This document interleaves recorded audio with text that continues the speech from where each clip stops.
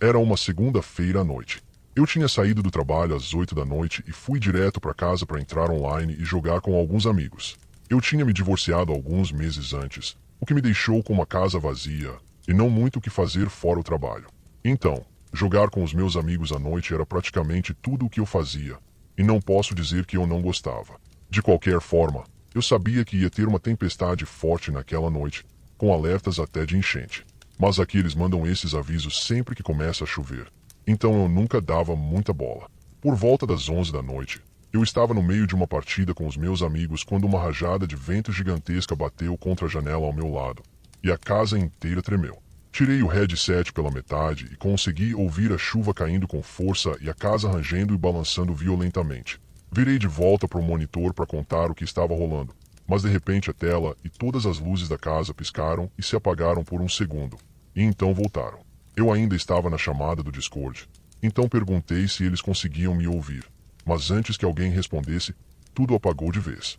Meu PC desligou e todas as luzes se apagaram. A casa ficou num breu total.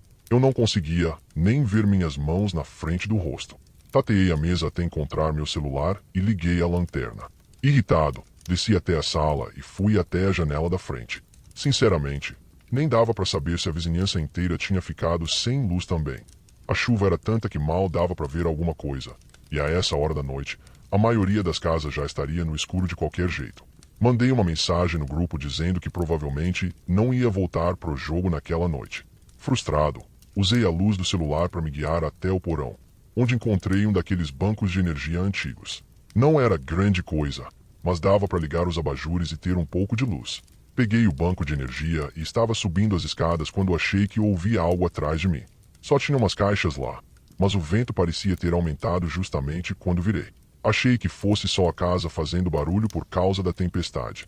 Subi, liguei uma das lâmpadas na sala e me sentei no sofá. Não sei se isso é comum, mas eu odeio dormir com a luz apagada por causa de queda de energia. Preciso que volte para conseguir relaxar. Então abri a persiana e fiquei vendo o temporal enquanto ouvia vídeos no celular usando os dados móveis. Depois de mais ou menos uma hora, fiquei curioso e resolvi abrir a porta da frente. A varanda tinha uma cobertura que bloqueava a chuva, então dei alguns passos para fora e olhei em volta. A tempestade ainda estava forte, mas reparei que algumas casas do outro lado da rua tinham luz acesa. Agora eu estava confuso. Procurei na internet por quedas de energia na área, mas não achei nada. Voltei para dentro e, curiosamente, cerca de um minuto depois, recebi uma mensagem de um número desconhecido dizendo que havia fios de energia caído, se que era para esperar falta de luz. Achei estranho. O número não parecia ser de empresa nenhuma, tipo com Ed ou algo assim. Mas não dei muita atenção. Voltei pro sofá. Estava só ouvindo os vídeos, olhando o tempo lá fora, quando ouvi um barulho do outro lado da casa. Soou exatamente como um passo em uma das escadas de madeira que levam ao porão. Eu já morava ali fazia tempo suficiente para reconhecer aquele som. Me levantei devagar e fui andando silenciosamente naquela direção, tentando escutar se acontecia de novo. A casa estava completamente escura e a lanterna do celular só iluminava um pequeno trecho à minha frente. Virei o corredor e apontei a luz. Nada. Mas a porta do porão estava aberta, escancarada, e não tinha como eu ter deixado ela assim. Fui até lá e apontei a luz escada abaixo, mas não tinha chance de eu descer com a luz cortada. Fechei a porta. Acho que nem tive tempo de pensar no que aquilo significava de verdade. Entrei na sala ao lado. Os relâmpagos iluminavam tudo pelas janelas, mas não vi nada fora do lugar. Mesmo assim, algo dentro de mim dizia que tinha algo errado. Uma sensação esquisita foi crescendo, como se meu instinto estivesse tentando me alertar. Estava voltando quando, de repente, ouvi passos pesados subindo correndo as escadas do porão. Mesmo com a porta fechada, o som foi alto e fez o chão tremer. Sem pensar, corri até a porta e me joguei contra ela. Um segundo depois, a pessoa do outro lado começou a forçar a maçaneta. Quando percebeu que eu estava segurando a porta, começou a bater e tentar derrubar com o ombro. Era uma porta comum de porão. Não tinha tranca. Eu não sabia o que fazer. Ele ficou forçando por um minuto, mas quando puxei o celular e comecei a ligar para o 911, ele parou. Ouvi os passos descendo de novo. Aproveitei a chance, peguei a chave do carro e saí correndo. Fiquei do outro lado da rua, dentro do carro, tentando ver se ele saía pela porta dos fundos. Esperei uns 10 minutos, mas não vi ninguém. 3 policiais chegaram, entraram na casa e não encontraram nada. O cara tinha fugido pelos fundos. O que mais me assusta nessa história é que descobrimos que a mensagem de texto que eu recebi era falsa. Veio de um número pessoal, não de uma empresa. Ou seja, quem quer que fosse, sabia o suficiente sobre mim para conseguir meu número. Ele não escolheu minha casa aleatoriamente. A polícia acredita que ele me mandou a mensagem depois que me viu sair de casa, provavelmente sabendo que eu ia checar se as outras casas tinham energia, tentando me convencer a não desconfiar e ir até o porão ver o disjuntor. Não tinha falta de energia nenhuma. Foi ele que desligou. E foi assim que a história terminou. Até hoje, ninguém sabe quem era ele ou o que ele queria. Eu ia fazer uma viagem de acampamento com meu melhor amigo, vou chamá-lo de Henry. Já tínhamos feito algumas viagens antes, mas ainda nos considerávamos meio novatos nisso.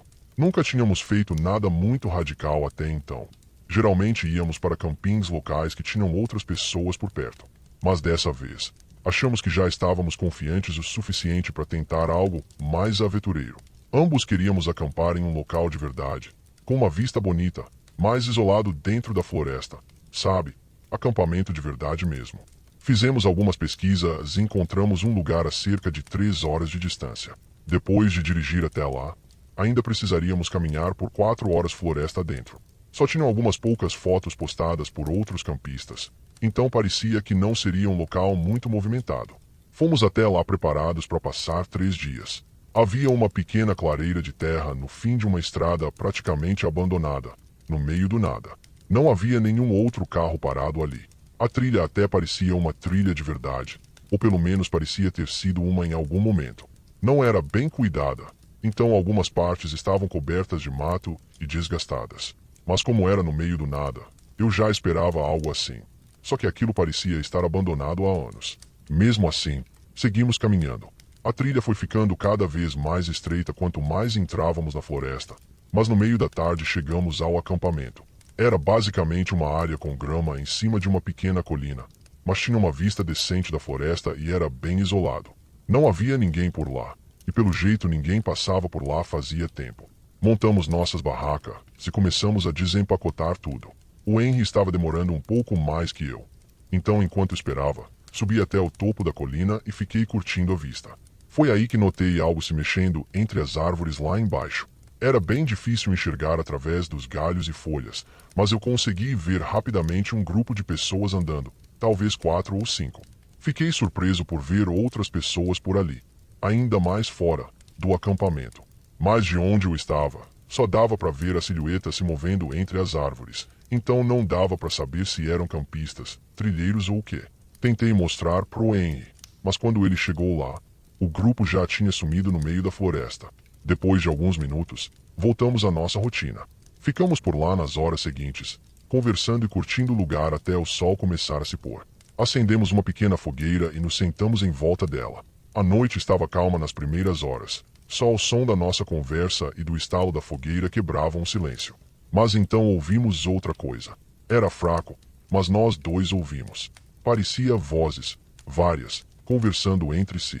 Não dava para entender o que estavam dizendo, ou até mesmo se estavam falando nossa língua. As vozes vinham lá de longe, no meio das árvores, o que tornava tudo ainda mais assustador. Henry e eu não sabíamos o que fazer. Então ficamos apenas escutando. Mas as vozes não pareciam se mover. Estavam no mesmo lugar até que, de repente, pararam. Do nada. A gente não ouviu elas se afastando nem nada. Simplesmente sumiram, como se ainda estivessem ali. Só que em silêncio. Os minutos seguintes foram bem tensos. A gente ficou quieto, tentando entender o que estava acontecendo, quando ouvimos passos. Só um par de passos, vindo em nossa direção. Poucos segundos depois, um homem saiu da escuridão e entrou no círculo de luz da nossa fogueira. Ele usava um boné vermelho bem chamativo e tinha cabelo preto, ondulado e um pouco comprido. Ele sorria de orelha a orelha enquanto se aproximava. Algum de vocês sabe onde fica a trilha daqui? Estou procurando há um tempo. Eu disse sim, e apontei para a trilha. Mas quando ele não respondeu nem foi embora, perguntei se as outras pessoas que estavam na floresta estavam com ele. Na hora, o sorriso dele sumiu por um segundo. Depois ele sorriu de novo e olhou para onde eu estava olhando. Eu não sabia que tinha mais gente por aqui. Tô fazendo trilha sozinho. Teria pedido informações se tivesse visto alguém, disse ele. Mas aquilo soou muito estranho. Eu tinha quase certeza de que ele estava mentindo. Ele tinha vindo exatamente da direção de onde ouvimos aquelas vozes. Eu só disse, tá, e ele sorriu de novo, então virou as costas e foi embora pela trilha. O Henry estava pensando exatamente o mesmo que eu. Aquele cara estava mentindo por algum motivo. Não tinha como ele ter vindo daquela direção, sem estar com o grupo de pessoas, ou pelo menos sem tê-las visto. Mas o que mais nos deixava nervosos era: por que ele mentiu? Por que esconder que havia mais gente na floresta? Ficamos conversando sobre isso perto da fogueira por uns 30 minutos, tentando entender o que estava rolando, ou se era só paranoia nossa. Mas o tempo todo parecia que a gente estava sendo observado. Eu ficava me virando para olhar a floresta e a trilha. Algo estava errado. Claro que isso não ajudava nada, considerando que era a primeira vez que estávamos tão longe assim da civilização. Já estávamos tensos só por isso. Será que a gente devia ir embora? Henry perguntou com a voz tremendo. Depois de pensar um pouco, eu concordei. Começamos a arrumar tudo, mas a sensação estranha só aumentava. Assim que colocamos as mochilas nas costas e apagamos a fogueira, ouvimos um único passo pisando nas folhas atrás de mim. Viramos as cabeças imediatamente. Sem a fogueira, estava tudo completamente escuro, e parecia que até os sons da floresta tinham desaparecido. Depois de alguns segundos, com a mão tremendo, peguei a lanterna da lateral da minha mochila. Apontei para frente e liguei. Apenas uns 3 ou 4 metros à nossa frente, estava aquele mesmo homem de antes, com o boné vermelho.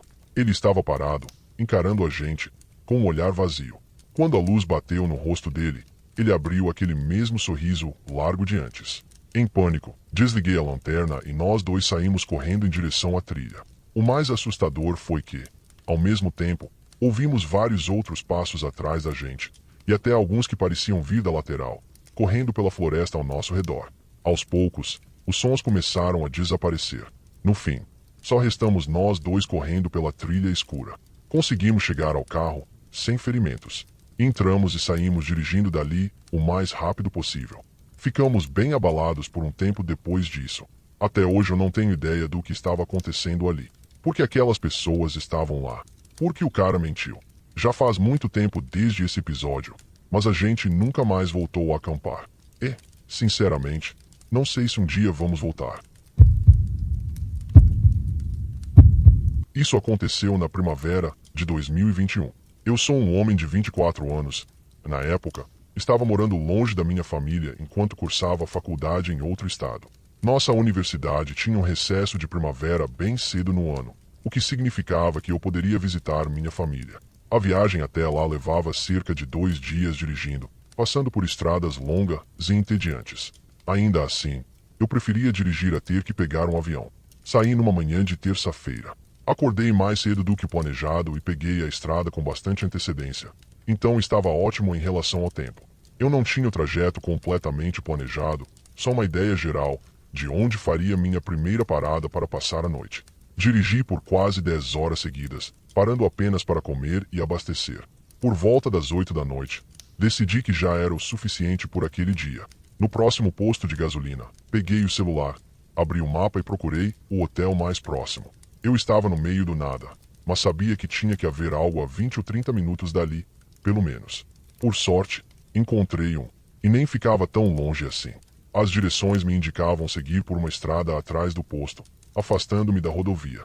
A estrada parecia antiga, mal iluminada e sem nenhum carro passando. Dirigi por uns 5 minutos, passando por uma cidadezinha bem pequena e com um ar antigo. No final da rua, encontrei o hotel, um prédio pequeno e tão velho quanto os outros da cidade. Estacionei no estacionamento vazio, peguei minhas malas e entrei. As luzes estavam bem fracas, estranhamente fracas. Não havia ninguém na recepção. Enquanto eu esperava ali em pé, reparei como o lugar era silencioso. Nada de crianças correndo, nem TVs ligadas na área comum. Estava completamente vazio.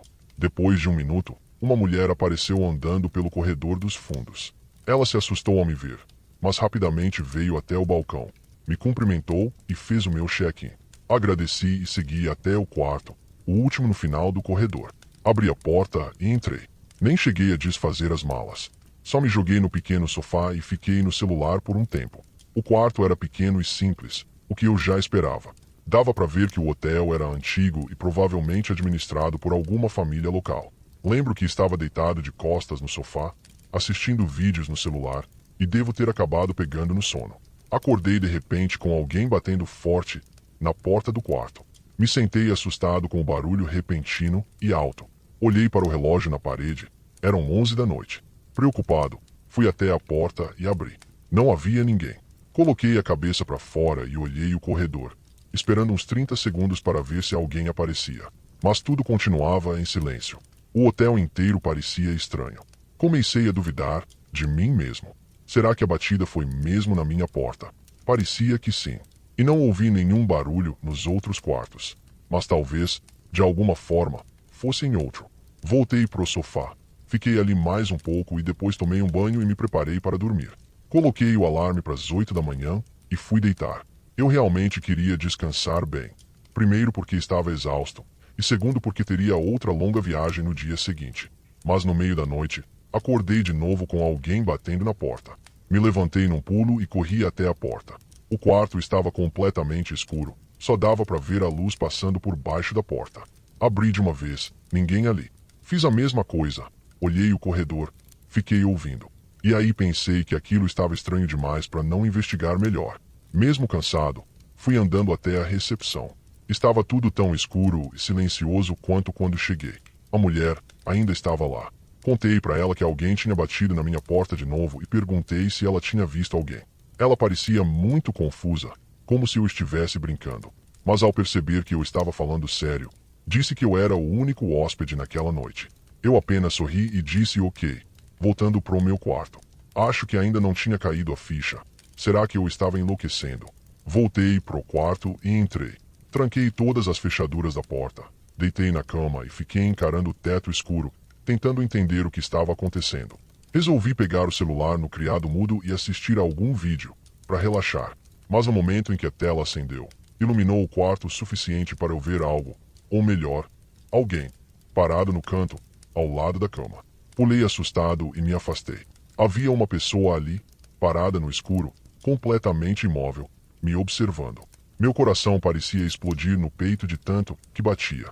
Corri até a porta, e no momento em que comecei a destrancar tudo, ouvi os passos pesados vindo correndo na minha direção, cada vez mais perto.